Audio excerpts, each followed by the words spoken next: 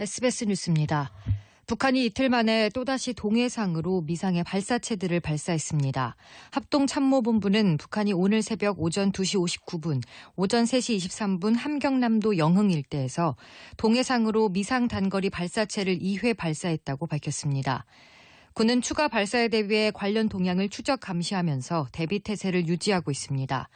북한은 앞서 지난달 31일 오전 5시 6분, 5시 27분경에 원산 갈마 일대에서 동북방 해상으로 미상의 발사체를 발사했습니다.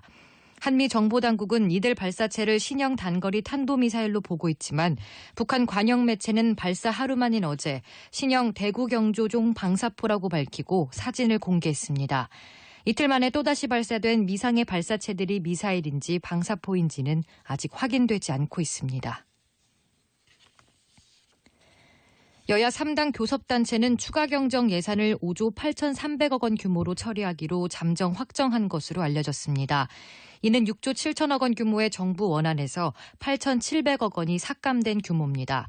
더불어민주당 이인영, 자유한국당 나경원, 바른미래당 오신환 원내대표는 물밑 협상을 통해 최초 정부안인 6조 7천억 원에서 일본 수출 규제 대응을 위한 예산 2,700여 원과 야당이 요구한 재해 관련 예산 등 총 5천억 원가량을 증액하기로 했습니다.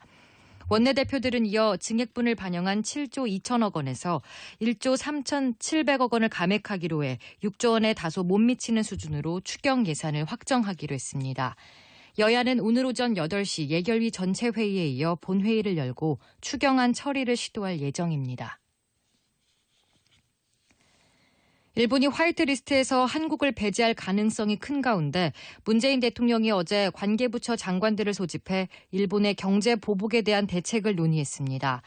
문 대통령은 어제 오전 청와대에서 관계부처 장관들과 상황 점검 회의를 했다고 고민정 청와대 대변인이 서면 브리핑을 통해 밝혔습니다.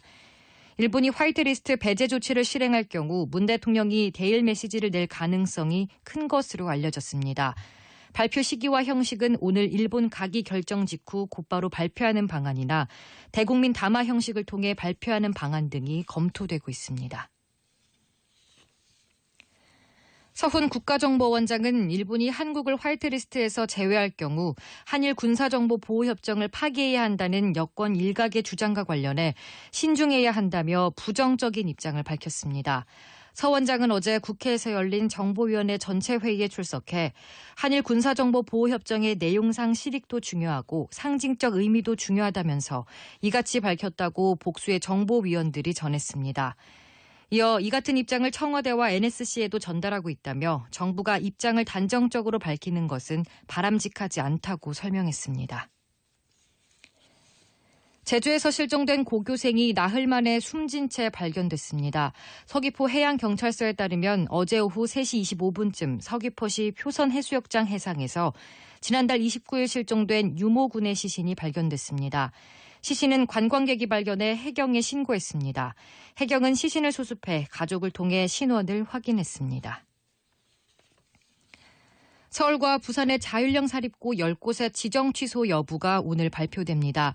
교육부는 오늘 오후 서울 9개 자사고와 부산 해운대고의 자사고 지정 취소 동의 여부를 발표한다고 밝혔습니다.